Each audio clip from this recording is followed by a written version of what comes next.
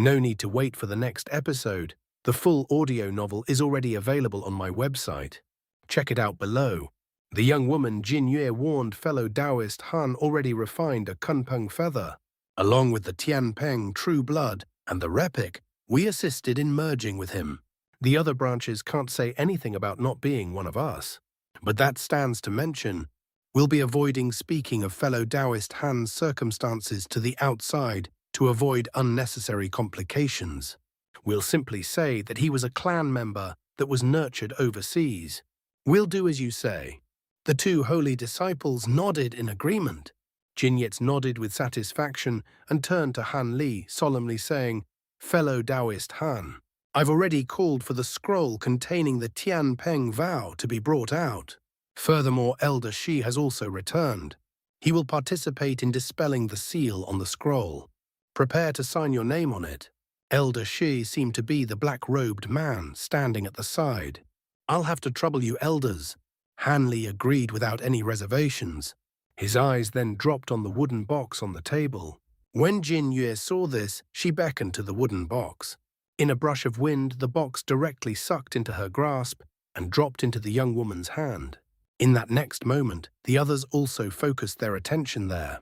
Jin Yue's expression remained calm as he brushed her fingers past the green leaves on the box. Suddenly, green light shined brilliantly, and she nimbly took the leaves off the box. Without any of the pressure emitting from the leaves, the crimson box ignited into a ball of scarlet fire. Jin Yue grabbed the fire and gave it a nonchalant shake. The flames were immediately extinguished to reveal a half-foot-long scarlet scroll. There were an azure and a red ghost head biting down on either end of it, both appearing true to life. After uttering a brief incantation, she tossed the scroll in front of her, where it suspended itself at a low height. The young woman then unfolded only one of her wings, which soon glistened with golden light. In a flash, the light wrapped around the box. With that done, she turned to the black-robed man and said, "Elder Shi, help me dissolve the seal. As the matter concerns the existence of the clan, I will do my utmost," the black-robed man said with a smile. Then one of his wings released a streak of black light, which entered the scroll. As for the red-bearded old man and the beautiful woman, they performed a similar action. With the feathers of the 4 Tianpeng elders absorbed by the scroll, space began to warp. Red light flashed from the entire scroll and expanded several times in size. Both of the ghost heads on either end of it simultaneously opened and revealed blood-red eyes. It was then that they released their grip on the scroll and allowed it to unfold. Red mist flickered from the above of the scroll, condensing into countless roiling talisman characters. A blue light flickered from Han Li's eyes, allowing him to see the scroll's contents clearly. The red light was densely filled with small characters. Most of them appeared to be names. At the very top of the scroll, Tianpeng Vow was written in large golden characters of the Flying Spirit tribe. Afterwards, it listed faint silver characters with contents that appeared similar to a few Tianpeng records. Then it listed rows of dark azure names. Han Li carefully swept his spiritual sense through the scroll. When he made contact with the red list, long, clear cries began to sound from it. Soon the light mist roiled and revealed a mythical bird phantom. As soon as it appeared, it was only a foot tall, but as it brilliantly glowed, it turned the size of a hill, filling most of the hall and completely submerging Han Li and company in it. Han Li and the holy disciples were alarmed, but Jin Yue and the other elders were completely calm. "Move back." Jin Yue raised her hand and waved an azure copper mirror at the bird image. The phantom suddenly let out a cry and immediately shattered into tiny fragments that were swept into the scroll in an azure wave. Jin Yue withdrew the mirror and spoke to Han Li with a deep tone. "Use your blood essence to sign the scroll. You must use your true name, or there is no saving you from the vow's backlash." Han Li trembled.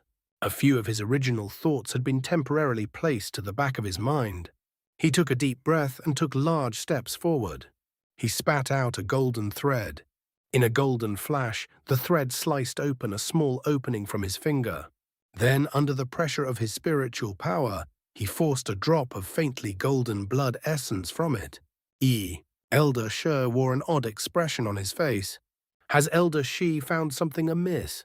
The red-bearded old man twirled his beard. The black-robed man hesitated and slowly said, "It's nothing." Fellow Taoist Han most likely cultivated a peculiar technique, or consumed a few rare fruits which resulted in the color of his blood essence. The old man looked at Han Li and pensively said, "That's true. Golden blood essence is truly rare. His body has most likely been strengthened to a degree for that to happen." The black-robed man smiled and said nothing else. At that moment, Han Li moved in front of the scroll and quickly wrote his name on an empty spot on the scroll. When the drop of faint golden blood essence dropped on the scroll, the words absorbed it. In a flash, it turned into dark azure words. They were dull, as if they had been written for many years now. Meanwhile, Han Li faintly sensed that something was gazing at his primal soul, but it immediately disappeared. Alarmed, it appeared that the Tianpeng vow seemed to be something of a gateway. Having thought of this, Han Li felt more at ease. With a binding like this, the Tianpeng elders wouldn't be able to throw him away, or their agreement once the matter is settled. As Han Li pondered to himself, Jin Yue had the other holy disciples put down their names as well. Once the scroll trembled, it quickly wrapped itself, and the two ghost heads stirred, biting down on either hand. When Jin Yue waved at it, the scroll shrunk and quickly flew into her sleeve. With the scroll retrieved, Jin Yue indifferently said, "All right, since that matter is done. Elder Shi will explain the matters you must pay attention to during the Earth Abyss trial. Remember it well. It could save your life. The Earth Abyss trial is held by the main branch of the Flying Spirit tribe and is held once every 300 years. The red-bearded man began to slowly explain. Han Li and the two holy disciples carefully listened. Several days later, several huge snow-white birds flew out of the main gate of the holy city. After they left the restrictions, they soared to the sky. Han Li was sitting on top of one of the birds. With each wing flap, the white birds flew forward 100 meters. With several flaps, they quickly reached the end of the horizon, turning into black dots.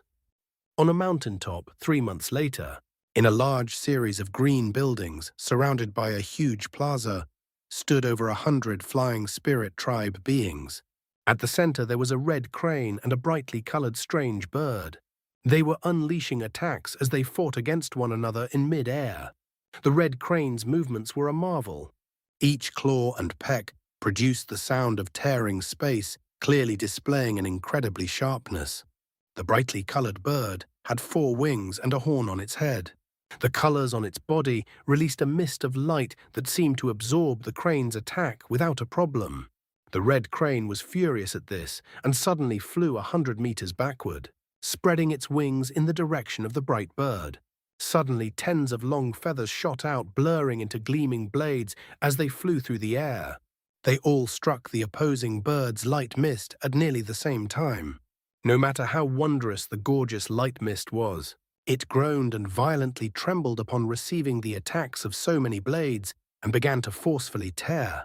The crane was overjoyed when it saw this and was about to release more blades when the bright bird suddenly released a sharp cry. A yellow wave rushed forth and the sharp blades were blown askew. They then turned around as if they were completely under the bright bird's control. The crane was startled and opened its mouth, releasing a white beam of light. It penetrated the bright bird's wind. A strange light flashed from the bright bird's purple eyes, and a black horn suddenly shined with red light from the bright bird's eyes. A red light suddenly shot out from it and struck the oncoming white beam. The air rumbled and both attacks were nullified. "Brother Shun, what other abilities do you have? I've already fully used all of mine. If you have no others, I am going to attack." The bright bird spoke with a man's voice. A cold snort sounded from the crane. "Your horned vulture tribe only has their many abilities. How could they deal with me? Good, then I'll let you witness them. This is my newly cultivated ability." The bright bird strangely said. The right bird's 4 wings flapped, releasing a wave of bright light. The bright bird transformed into a 3-meter-tall yellow bell. Not good. Everyone who saw this immediately took several steps back in alarm. Only those with more confidence in their cultivation stood still. The yellow bell began to shake itself and let out deep rings. Everyone who heard this felt their minds shaken by the sound. As for the red crane that directly faced most of the bell's power, he wordlessly dropped to the floor. At that same moment, his body flashed white to reveal a white-robed flying spirit tribe man about 30 years old. Another man flew out of the crowd and caught the man before he landed. The yellow bell shook and turned into a black-robed young man. He saluted at the ground and calmly said, "You let me win." As for the crane that turned back into a man, he looked at the black-robed youth with an unsightly expression as he was carried out by his companion. Under close examination, the man that had the form of a red crane appeared very different from an ordinary human. His face was close enough, but his ears were sharp, and there was a round red bulge from the top of his head. As for the black-robed youth, there was a small black horn on his head, and his mouth had a pair of sharp fangs several inches long. As for the surrounding 100 flying spirit tribe beings, most of them appeared different from humans, but they only had a few aspects that were different. But what was most different from all of them was the large variety in the color and length of their wings. These people were all from the flying spirit tribe. The horned vulture race's devil-suppressing bell is truly powerful. I've received much experience. The defeated white-robed man uttered these words resentfully before being half carried away. Are there any others that wish to learn a thing or two? The black-robed youth said calmly, looking down at the crowd as he uttered a word of challenge. The crowd became restless, but for a time no one stepped forward. When the youth saw this, he sneered, but just as he thought to say something, someone spoke from a distance. "Quickly look, holy disciples of the westmost branches, the Pentaluster Tianpeng and Qi-Rong races have arrived." When the crowd heard this, they began to speak as if it were a race. Those that were curious turned around, flying a distance away. In the blink of an eye, the crowd shrank by a small half. When the black-robed youth heard this, his face slightly changed, and he silently descended from the sky. Meanwhile, in an area over 50 kilometers away from the huge mountain, apart from tens of various huge birds, there was also a 60-meter-long crimson flying scorpion that was flying through to the mountain. Among the huge birds, there were several with pure white bodies, with various men and women riding them. They were the Tianpeng race. Han Li was riding on top of one of the huge birds. In the Tianpeng's party, Jin Yue and the mysterious elder Shi rode alongside the holy disciples. The red-bearded old man and the beautiful woman remained on guard at the holy city.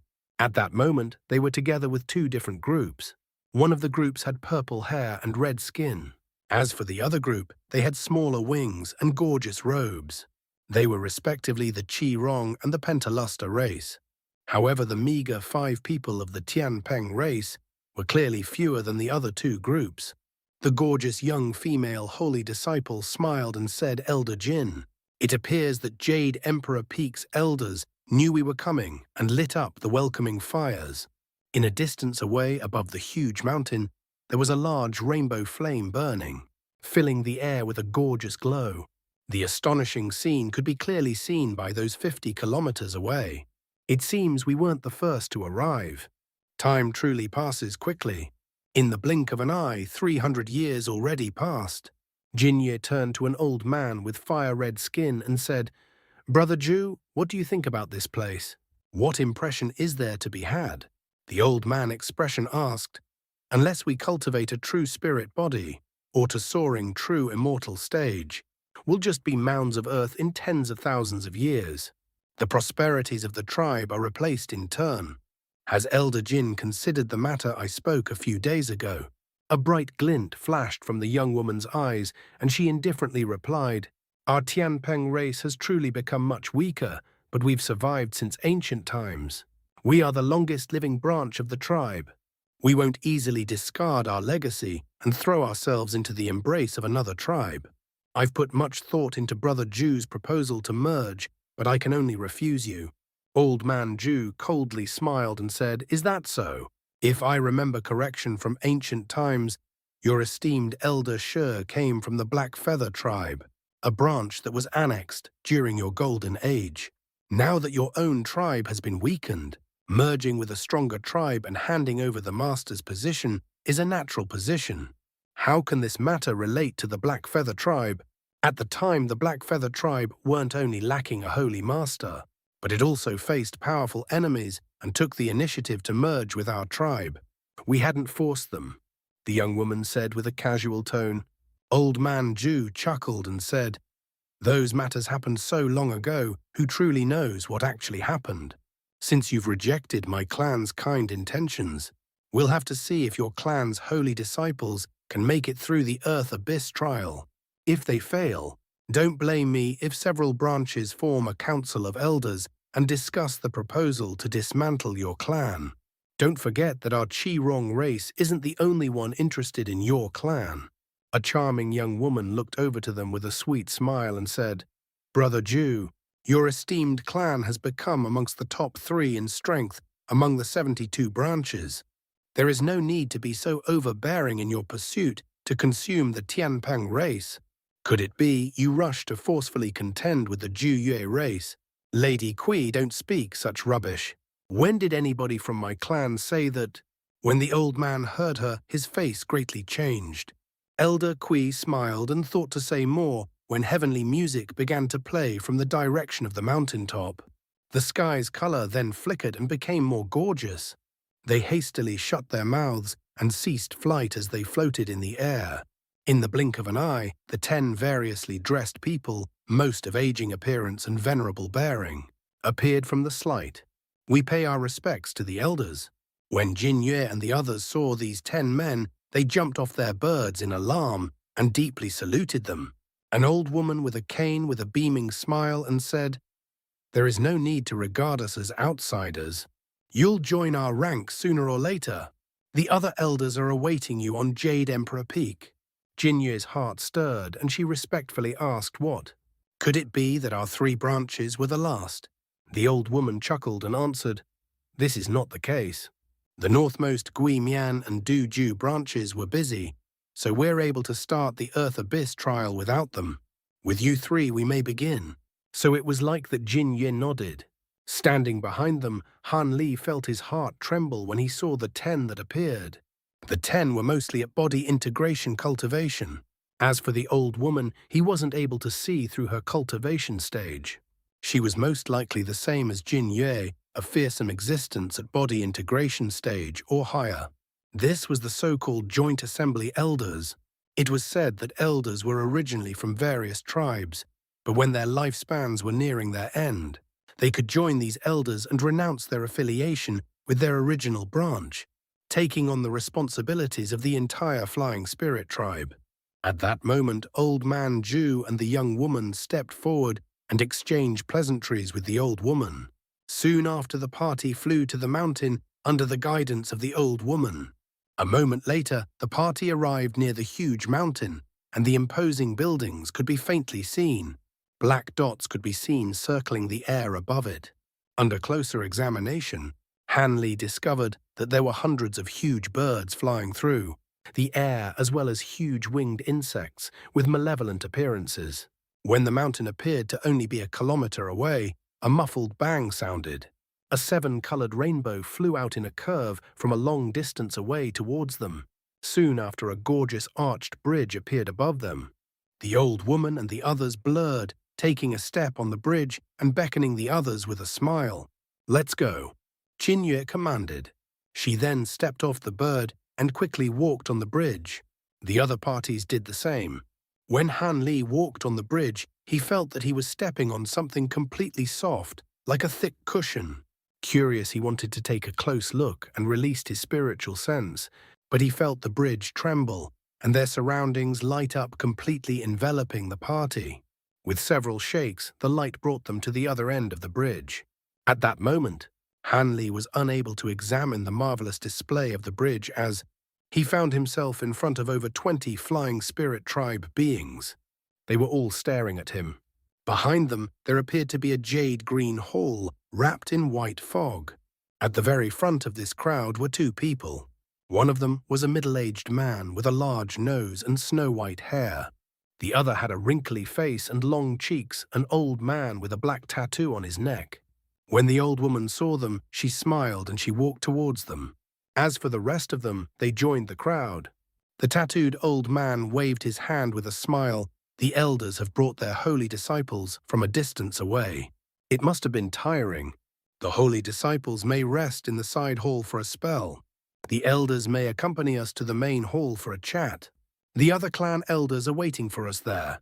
The Qirong's elder Ju rushed to speak, smiling as he said, "Elder Ming is too polite. We'll do as you request." Jinyue and the young woman from the Pentaluster race raised no objections. With that, Han Li and the others entered the white fog. At an unknown time, a slender white-robed woman appeared in front of Han Li and the other holy disciples. She beamed at them and said, "Holy disciple, please follow me. This servant shall arrange your residences." "I must trouble you," one of the Qirong holy disciples said with a respectful tone. Although the woman's cultivation wasn't high, he didn't dare to slight her. As there were many in the Qirong race, they sent 7 holy disciples.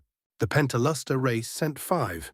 The one that sent the least were the Tianpeng race 3, including Han Li, and this was with leaving nothing behind. The other branches of the tribe were sure to keep a few holy disciples hidden and not send them. Furthermore, the holy disciples of the other 2 branches were at mid-deity transformation stage at the very least. Bai Bi and Lei Lan were in truth a grade lower. From this it could be seen how weak the Tianpeng race was when compared to the other branches. It was no wonder the higher echelon of the Tianpeng race had used such effort to rope him in. It would be a common occurrence for stronger branches to target them. The strong preying on the weak was the rule of law in the spirit realm as well. With that in mind, Han Li followed after the Qirong disciples, along with the Bai Bi Lei Lan, and the Pentaluster disciples. They all obediently followed after her for a long distance.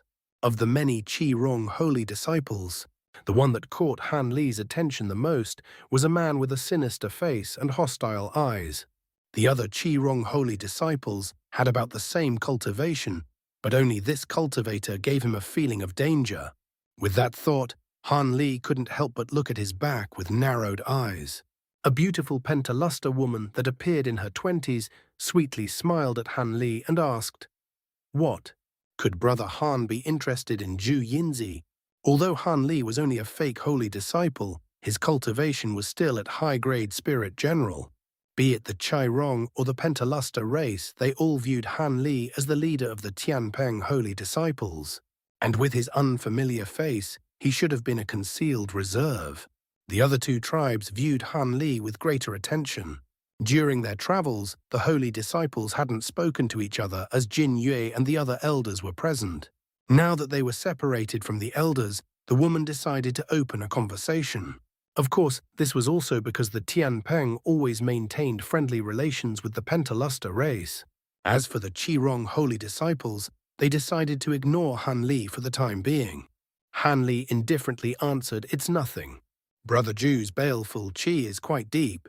I suspect he has much battle experience. It seems Brother Han's story of cultivating overseas is true. Zhu Yinzi has been resoundingly famous amongst the younger generation. He has entered the Earth Abyss 7 times already.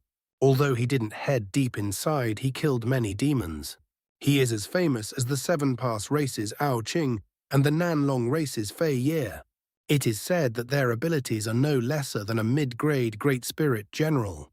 The Pentaluster woman replied with a smile. It seemed she didn't care if the Qirong disciples heard her, so it was like that Han Li answered calmly with a nod. He then said nothing else. When she saw Han Li's indifferent attitude, the Pentaluster woman became somewhat more interested. But before she could say anything, the white-clothed maid arrived in front of several 7-story tall buildings. The maid turned to face the holy disciples and said, "You may choose which building each of your races may occupy. But there is something I must remind you of. On Jade Emperor Peak, you may only spar with those from the eastmost branches. You may not fight with anybody from the other areas. Otherwise, there will be grave punishments like the destruction of one's cultivation." The party of cultivators felt their hearts tremble. A handsome Qirong man then stepped forward and said, "We understand. Thank you for your trouble. The white-robed young woman smiled and saluted to the holy disciples. I am called Xiaozhu. I will be attending to all of your minor necessities. If there is anything you require, please find me. Afterwards, nothing else was said, and the groups entered the building of their choice. Han Li chose the tallest of the buildings. As for Bai Bi and Lei Lan, they chose two of the lower floors. After several months traveling at breakneck speed, even Han Li felt tired. Without another word, he sat cross-legged on his bed and shut his eyes. An unknown time later, he opened his eyes to see a dark sky. He nimble walked off his bed and stretched, then walking to a lower floor. He found that Bai Bi was meditating in his room, and that Lei Lan had disappeared somewhat to Han Li's surprise. He recalled that before they set off, Jin Ye had given them 1,000 warnings that they mustn't leave the group and give enemies an opportunity. With some thought, Han Li felt somewhat ill at ease and walked out with his hands behind his back. As they were involved with the success of the Earth Abyss trial, ignoring her was out of the question. Isn't that Brother Han? What a coincidence. A leisurely voice sounded as someone walked out of another building. Han Li blinked and looked over in the direction of the voice. He saw a youth with a round face, a Qi-Rong holy disciple. He wore a smile on his face. Han Li was expressionless, but he coldly chuckled in his mind. If they truly met by coincidence, it was a matter to curse over. He was most likely standing guard and calmly waiting for us to come out. Although he didn't know what he planned, it can't be anything good. Han Li looked at the young man without a word. The Qi-Rong man paid no attention to Han Li's cold demeanor and chuckled. Why is Brother Han so distant? Our clans may have a few contrary views, but there is no need to be so hostile before the Earth Abyss trial. In the future, if your clan is truly to enter our Qi-Rong race, we'll become brothers. If our clans truly become one that is possible. Han Li narrowed his eyes and showed a slight smile. The round youth was stunned by Han Li's quick change and soon smiled as well. I am Qi Tian, and this is also my first time on Jade Emperor Peak. How about we walk around together? Qi Tian spoke as if they were good friends. With you, Han Li raised his brow. This place restricts battle. Do you fear that I'll plot against you? Qi Tian smiled. Not at all, but I have no interest in being friends with you. Han Li's expression sank. When Qi Tian felt that he was being played, a hostile expression momentarily appeared before his smile returned. After a moment of silence, the young man slowly said, Brother Han must have come out to find your clan's Lady Lei. What do you mean by that? Han Li said with an icy tone. It's nothing. I simply saw Lady Lei Lan travel with my clan's senior martial sister, Hong Sha. It seems they planned on comparing pointers at the arena. I told you, so you didn't have to waste your time looking, Qi Tian said with a fake smile. Then I must thank you for your warning. Han Li creased his brow for a moment and saluted the man before flying off. When he saw Han Li was a distance away, Qi Tian sneered. Junior Martial Brother Qi, you've done well. After Han Li vanished down a road, a voice sounded from behind Qi Tian. A figure blurred from the building door. He was a tall, skinny man with skin that was a far deeper red than ordinary Qi-Rong people. A trace of hostility appeared in his eyes. With a faint change of expression, he respectfully said, Senior Martial Brother Zhu, it was only a small matter. Anybody could have done it. That person may be a high-grade spirit general, but why has Senior Martial Brother taken note of him? We should be able to deal with this person with ease. Junior Martial Brother Qi, your words are mistaken. If that person is who I think he is, all of you wouldn't be a match for him. Senior Martial Brother knows that person. Qi Tian was stunned. Zhu Yinzi suddenly asked, Does Junior Martial Brother know how Tianpeng and his subordinates were repelled several months before? After some hesitation, Qi Tian truthfully answered, I have heard about it. It was said that not only did they fail their mission, but they lost a high-grade Qi-Ho bird and a fire dragon pearl. Zhu Yinzi licked his lips and wore an odd expression. At that time, this person alone had repelled Tianpeng and killed the Qi-Ho bird. He should be this high holy disciple Han. Qi Tian's expression vastly changed, and he spoke with a tone of disbelief. That's impossible. Senior martial brother Tianming was a mid-grade spirit general, and the others also had spirit general grade. Cultivation. The Chai-Ho bird also should have been as powerful as a mid-grade spirit general. Ji Yinzi gloomily said Tianming had personally given me an account.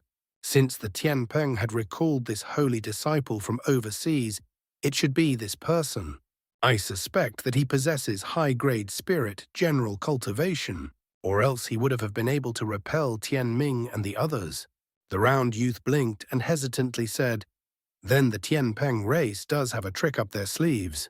Originally, when their holy master perished, it was said they didn't have a single holy disciple and that they'd be annexed into the Qirong without a doubt. Now 3 more holy disciples have appeared, and one of them is a high-grade spirit general. This is truly surprising." Zhu Yinzi sullenly said, "It's nothing. After all, the Tianpeng race has existed since ancient times. It comes as no surprise if they have some secrets they've still kept hidden.